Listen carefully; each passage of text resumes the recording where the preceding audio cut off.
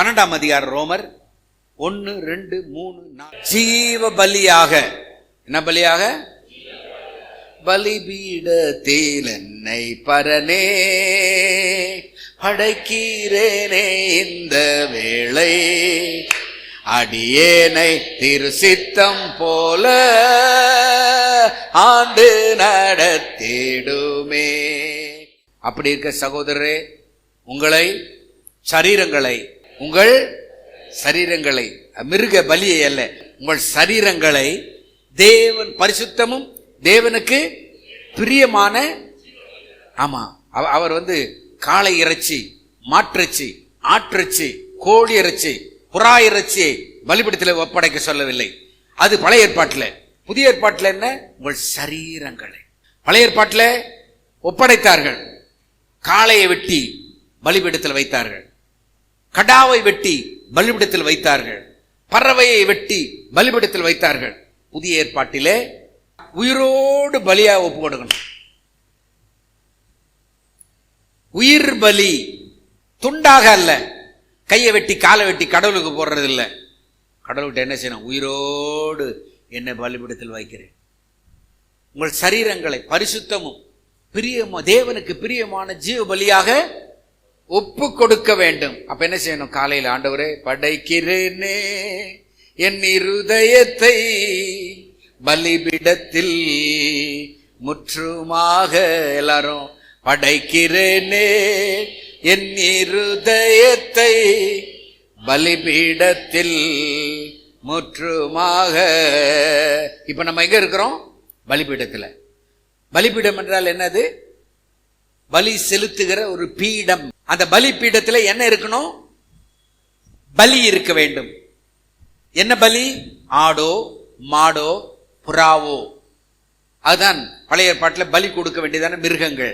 அது வெட்டி தோல் உரித்து கொண்டு போய் அந்த நெருப்பு எரிந்து கொண்டிருக்கிறதான போர்த்தகடுகள் மூடப்பட்ட பலிபீடத்தின் மேல வைக்க வேண்டும். வெண்கல தகடு இருக்கும், கீழே எரிந்து கொண்டிருக்கும். எரியும் பொழுது அந்த கொழுப்பானது எரிந்து கரியும் எலும்பும் எரிந்து சாம்பல் கீழே கொட்டும். அந்த சாம்பலை எடுத்துக்கொண்டு தான் நெத்தியிலே பூசிக்கொண்டு வருவார்கள். சாம்பல் என்றால் நீரு, திரு என்றால் பக்திக்குரிய நீரு. அதான் திரு நீரு அப்படிங்கிறாங்க. திரு என்று சொன்னால் கனத்துக்குரிய, மரியாதைக்குரிய. நீரு தமிழ்ல சாம்பல். என்ன சாம்பல்? இறைவா, நான் பாவம் செய்து விட்டேன், என் பாவத்துக்கு பதிலாக ஒரு பலி மிருகத்தை இப்பொழுது செலுத்துகிறேன் என்று அந்த பாவம் செய்த பாவி பலிபீடத்திலே கொண்டு வந்து மிருகத்தோடு நிற்க வேண்டும்.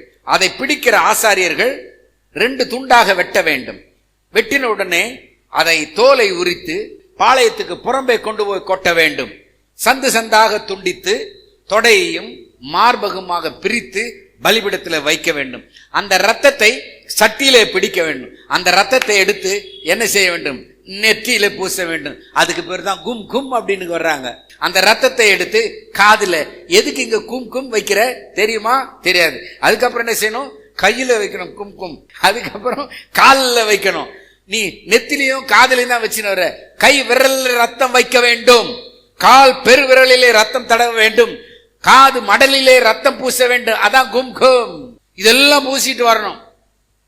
அதுக்கப்புறம் அது பலி செலுத்தும் போது, செலுத்தி முடிந்த உடனே சாம்பலை எடுத்து அள்ளி பூசிக்கொண்டு, என்ன அர்த்தம்?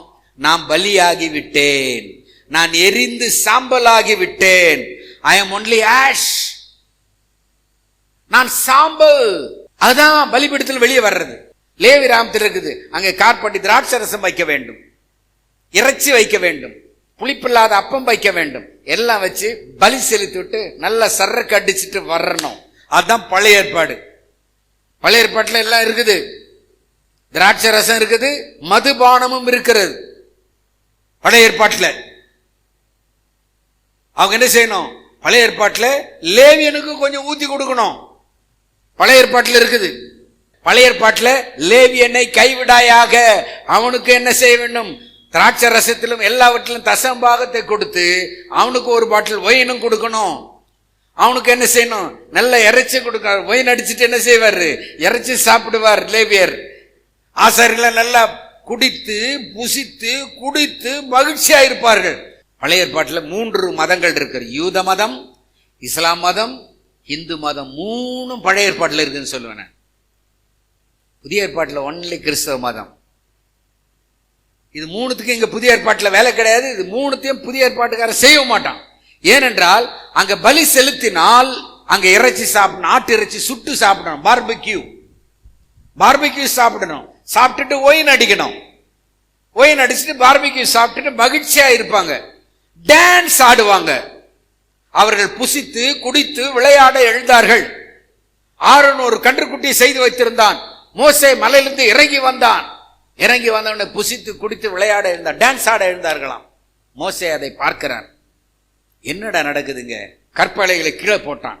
போட்டு உடைத்து, கர்த்தருடைய பட்சமா நிற்பவன் யார்? ஆராதனை பண்றவங்களாம் கூப்பிடுங்க. 3000 பேர் வெட்டினார்கள். எவன்லாம் குடிச்சிட்டு கூத்தாடிக்கிட்டு டான்ஸ் ஆடிக்கிட்டு ஆராதனை சொல்லுகிறானோ அவனை வெட்டு. கர்த்தருடைய பட்சமா நிற்பவன் யார்? 3000 பேர் லேவியர்கள் வந்தார்கள். 3000 பேர் வெட்டினாங்க. யார் அவங்க? குடிச்சிட்டு கூத்தாடி ஆர்ப்பாட்டம் பண்ணி செலிப்ரேஷன் பண்ணி கொண்டிருந்தார்கள். புதிய ஏற்பாட்டில் அது கிடையாது. புதிய ஏற்பாட்டில் செலிப்ரேஷன் கிடையாது, ஆராதனையும் கிடையாது. இந்த பலிபீடத்தில் கொண்டு போய் ஒரு பாவி வைத்த உடனே ரத்தத்தை சட்டியிலே பிடிக்க வேண்டும். ரத்தத்தை எடுத்து என்ன செய்யணும்? நெற்றியில பூசணும். ரத்தம் ஏன் பூசணும்? நெத்தியில ஏன் குங்குமம் வைக்கணும்? நெத்தியில ஏன் திருநீர் பூசணும்? சாம்பல் பலிபீடத்திலே எரித்து சாம்பலாக்கின அந்த சாம்பல். அப்போ ஆசரிப்பு கூடாரத்திலிருந்து ஒரு பாவி பலி செலுத்தி விட்டு வெளியே வந்தால் அவன் நெத்தில என்ன இருக்கும்? திருநீர் பூசியிருப்பான். நடுவில் என்ன வச்சிருப்பான்? ரத்தம் வச்சிருப்பான். சோப்பாவா இருக்கும். அப்போ திருநீர் இருக்கும், சாம்பல் இருக்கும். இவன் பலி செலுத்தப்பட்ட பாவி. யாருவன்? பலி செலுத்தப்பட்ட பாவி. இவன் பலி செலுத்திட்டான், திருநீர் பூசிட்டு வர்றான். அப்ப என்ன அர்த்தம்? ஆண்டவரே, உங்களுடைய சமூகத்தில் நான் எப்படி இருக்கிறேன்? சாம்பலாக. நான் மண்ணு ஆண்டவரே, மண்ணாயிட்டேன், எரிக்கப்பட்ட சாம்பலாக மாறிவிட்டேன். உங்கள் சரீரங்களை பரிசுத்தமும் தேவனுக்கு பிரியமான ஜீவ பலியாக. சரி, ரைட். ஏற்பாட்டில் கொன்று பலி, புதிய ஏற்பாட்டில் உயிரோடு பலி. புதிய ஏற்பாட்டில் என்ன பலி? உயிரோடு பலி. நம்ம சாகல, ஆனா எங்க இருக்கிறோம்? பலிபீடத்தில். பலிபீடத்திலே நாம் வைக்கப்பட்டோமானால் என்ன அர்த்தம்? பலிபீடத்தில் வைக்கப்பட்டா என்ன பொருள்? பாவத்தின் நிவாரணம். பலி கொடுக்கப்பட்ட ஒரு மிருகம்,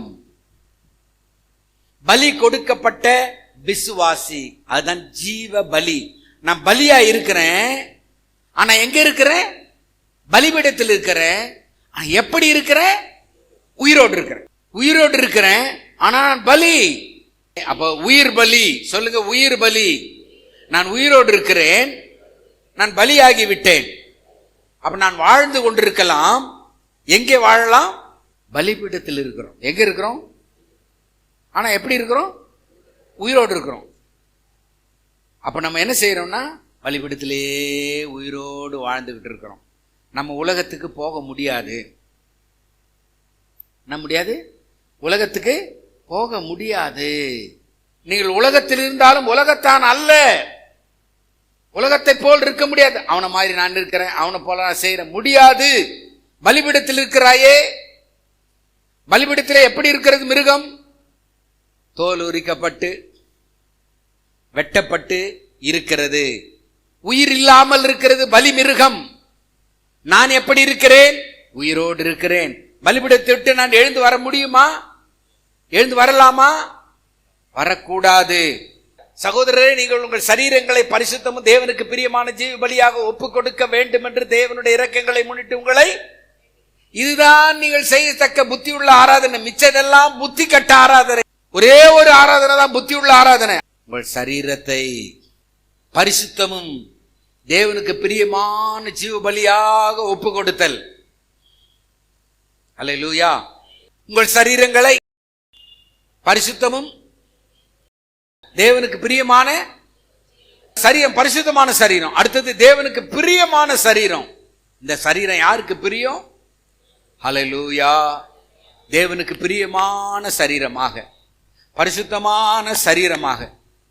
கிறிஸ்தவனுக்குரிய அடையாளம் எங்கே காணப்படும் என்று சொன்னேன்? உள்ளே. விசுவாசிகளுக்குரிய அடையாளம் எப்படி? வெளியே. ஆனால் பலிபீடத்தில் வைக்கப்படுகிறது எதை வைக்கிறோம்? சரீரத்தை வைக்கிறோம். ஞாயிற்றுக்கிழமையிலே பலிபீடத்தில் இருக்கிறேன், திங்கட்கிழமையிலே பலிபீடத்தில் இருக்கிறேன், செவ்வாய்க்கிழமை பலிபீடம், புதன் வியாழன் வெள்ளி சனிக்கிழமையிலே பலிபீடம், முழுவதுமாக பலிபீடத்திலே. இதுவே நீங்கள் செய்யத்தக்க புத்தி உள்ள ஆராதனை. ஞாயிற்றுக்கிழமை ஒரு நாள் தான் ஆராதனை கிடையாது, நமக்கு 7 நாளும் ஆராதனை. இதுவே நீங்கள் செய்யத்தக்க புத்தி உள்ள ஆராதனை, ரீசனபிள் சர்வீஸ். ஹல்லேலூயா. சரீரங்களை ஜீவ பலியாக ஒப்பு கொடுத்தல். முதலாவது குறிப்பு, சரீரத்தை ஜீவ பலியாக ஒப்பு கொடுத்தல். இரண்டாவது குறிப்பு, 2ஆம் வசனம், வேஷம் ஒத்த வேஷம் தெரியாமல். Be not conformed to this world, but transformed. Not conform, but transform. நீங்கள் இந்த உலகத்துக்கு ஒத்த வேஷம் தெரியாமல். ஒத்த வேஷம் கிடையாது, நமக்கு ஒத்து போகிற வேஷம் கிடையாது. Not conformed, but transformed. Transformed, transformed. புதிதாகிறது. டிரான்ஸ்ஃபார்ம், மறுரூபம் ஆகிறது. கிரேக்க பதம் metamorphose. Metamorphose, Greek word metamorphose. மறுரூபமானவன், டிரான்ஸ்ஃபார்ம் ஆனவன், மெட்டமார்போஸ். மெட்டமார்போஸ் அப்படின்னு சொன்னா ஒரு புதிய உருவம், புது ரூபம். உருவம் தான், ஆனா அதிலே மறு ரூபம். பலிபீடத்தில் ஒப்பு கொடுத்தவன் ஆபீஸ்ல போனாலும், வேலைக்கு போனாலும், வீட்டுல போனாலும், சொந்தக்காரனுடைய சாவுல போனாலும், எங்க போனாலும் ஒரு மெட்டமார்போஸ், கிரேக்க பதம், மறுரூபம் ஆகி விடுவார்கள். Metamorphose, transform, change, transfigure, transform, literally or figuratively, metamorphose. ஒரு சேஞ்ச், ஒரு சேஞ்ச் காணப்படும். கிரேக்க பதம் சரியான இடத்துல போடப்பட்டிருக்கிறது. ஞான ஸ்நானம் எடுத்த உடனேயே அந்த மெட்டமார்போஸ் வர்றதில்ல. பலிபீடத்தில் ஒப்பு கொடுத்ததுக்கு அப்புறம் மறுரூபம் வருகிறது. renewing of your mind. எங்க மாற்றம் வரணும்? எங்க மாறணும்? மனம் புதிதாகிறதுனாலே. அப்போ மறுரூபம் ஆகிறது எங்கே? மனதிலே. சொல்லுங்க, மனதிலே. மனம்னா என்னது? புத்தியிலே, அறிவிலே. மனம் என்று சொன்னால் புத்தி. புத்தி மாறணும். பலிபீடத்தில் வந்து விட்டதுக்கு அப்புறம் எங்க மாறணும்? என்ன மாறணும்? புத்தி மாறணும். அதே பழைய புத்தி இருக்கக்கூடாது. புத்தியை கொஞ்சம் மாற்றணும். கிறிஸ்துக்குள்ள வந்ததுக்கு அப்புறம், ஆண்டவரே என் மனதை நீர் மாற்ற. renewing of mind, renewing of mind, renewing, புதிதாக்குதல். பரிசுத்த ஆவியானவர் இந்த காலையிலே உங்களுக்கு அருள் புரிவாராக. தேவ ஆவியானவர் இதை புரிந்து கொள்ளும்படியான ஒத்தாசை இந்த காலையிலே உங்களுக்கு செய்யும்படியாக ஜெபத்தோடு பேசுகிறேன். நைட்லாம் ஜெபம் பண்ணிட்டு தான் வந்தேன். ஆண்டவரே, இந்த வார்த்தைகளை உமது பிள்ளைகள் விளங்கிக் கொள்வதற்கு நான் எப்படி கற்பிக்க வேண்டும்? எப்படி நான் கற்பிக்க வேண்டும்? எனக்கு நீர் அருள் தாரும் என்று கர்த்தரை பார்த்து கேட்டேன். அல்லேலூயா. தேவ அருளோடு நின்று பேசிக் கொண்டிருக்கிறேன். அல்லேலூயா சொல்லுமா. தேவ அருள். ஆண்டவரே, இந்த ஜனங்களுக்கு எப்படி மனம் புதிதாக்குகிறது? எப்படி அறிவை புதிதாக்குறது? எப்படி நீரே செய்ய வேண்டும். அவர்கள் ஒரு மெட்டமார்போஸ், ஒரு மறு ரூபமாக வேண்டும். முதலாவது பலிபீடத்தில் ஒப்பு கொடுத்தல், ஜீவ பலியாக ஒப்பு கொடுத்தல். இரண்டாவது மறுரூபமாகுதல். ஆண்டவரே, நான் ஒப்பு கொடுக்கிறேன். நான் ஒப்பு கொடுக்காமல் மறுரூபமாக முடியாது. மனம் மாற முடியாது. மனம் மாற முடியாது. அது எப்பொழுது நடக்கும்? எப்படி நடக்கும்? உள்ளுக்குள்ளே நடக்கிறது. உள்ளுக்குள்ளே நடக்கிறது. நம்முடைய புத்தியை, சுபாவத்தை ஆவியானவர் உடைப்பார். மைண்டை ரீனியூ பண்ணுவார், ரெனோவேஷன் பண்ணுவார். இந்த காலையிலே பரிசுத்த ஆவியானுக்கு ஒப்பு கொடுக்க வேண்டும். நீங்கள் கர்த்தர் உன்னை ஆசீர்வதித்து காக்க கடவர். கர்த்தர் தம்முடைய முகத்தை உன்மேல் பிரகாசிக்க பண்ணி உன்மேல் கிருபையாயிருக்க கடவர். கர்த்தர் தம்முடைய முகத்தை உன்மேல் பிரசன்னமாக்கி உனக்கு சமாதானம் அருளி செய்ய கடவர் என்பதே. கர்த்தர் தாமே உங்கள் அனைவரையும் ஆசீர்வதிப்பாராக.